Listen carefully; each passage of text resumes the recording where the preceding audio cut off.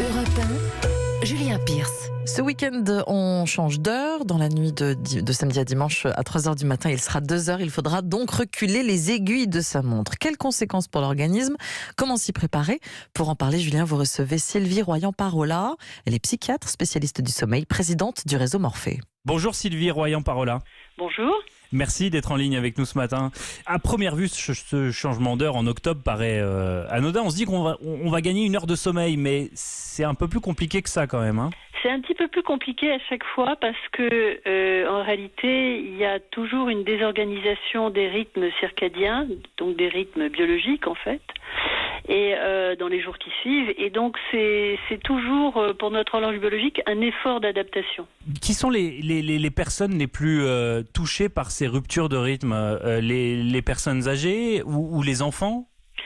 Alors oui, vous avez, plus les personnes sont fragiles ou en tout cas potentiellement très réactifs à des changements d'habitude, plus vous allez avoir des difficultés d'adaptation au nouvel horaire, et notamment donc les personnes âgées ou très âgées et les enfants, parce que ça modifie les horaires de repas, ça modifie les horaires de coucher et de lever, et l'horloge biologique dans cette population-là est assez rigide, disons. Et même 1 heure va modifier les habitudes, et donc l'enfant n'aura pas faim au bon moment, il n'aura pas sommeil au bon moment, et même chose, il ne va pas pouvoir se réveiller dans la même forme que d'habitude.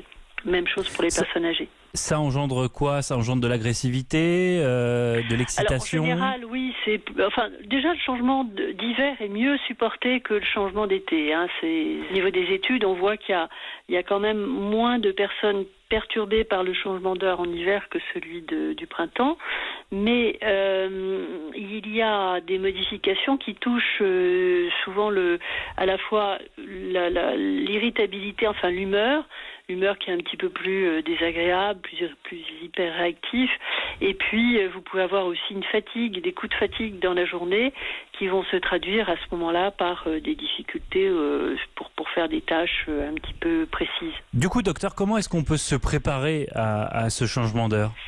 Alors le mieux, c'est d'anticiper quelques jours avant et de modifier les horaires dans le sens du changement de l'horloge, de quart d'heure en quart d'heure sur 4-5 jours, et comme ça on arrive à se mettre à l'heure, disons, plus naturellement.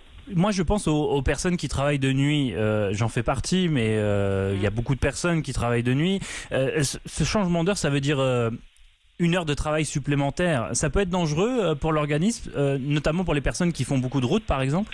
Alors, il y a eu des études qui montraient que au niveau des changements d'heure, mais peut-être plus sur celui du printemps que maintenant, mais il y a eu quand même aussi une étude qui montrait qu'il y avait eu des perturbations, avec plus de difficultés au volant, et notamment des accidents, pas nécessairement des accidents mortels, mais plus d'accidents, et qui sont liés à la fois une modification de la vigilance, mais aussi une modification de la vision, qui n'est plus la même aux zones de transition entre le moment où il fait jour et le moment où il commence à faire nuit. Juste à cause d'une heure, une petite heure. Juste à cause d'une heure, oui. 1 heure, ça change tout, et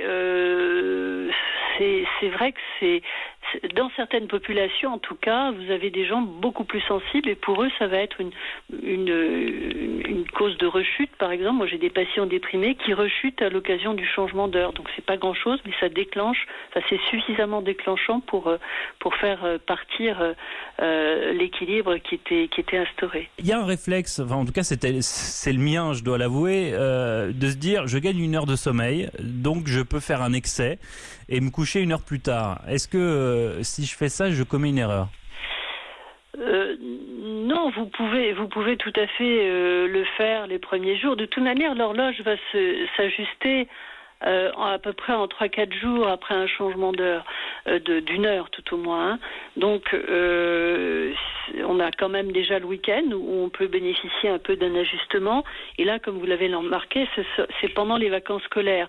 Donc on va avoir quand même aussi cette chance, tout au moins pour les plus jeunes et pour ceux qui ne travaillent pas au moins quelques jours pendant cette période, d'être dans une situation où l'adaptation va pouvoir se faire très tranquillement. Donc pouvoir bouger un peu ses horaires et s'adapter après, de toute manière, c'est la lumière qui va nous resynchroniser et donc au bout de quelques jours, on va reprendre le rythme en fonction du rythme solaire. Ces changements d'heure devraient être abolis à l'horizon 2021 au plus tôt. C'est une bonne chose selon vous ? Les chronobiologistes sont très contents que l'on aille vers une modification de ce texte qui régit le changement d'heure.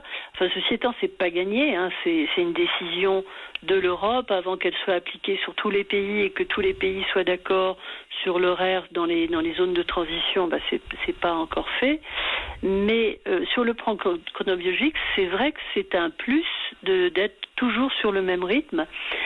Parce que nous avons un corps qui est régi par des horloges internes qui donnent le tempo un petit peu tout au long de la journée pour les différentes activités.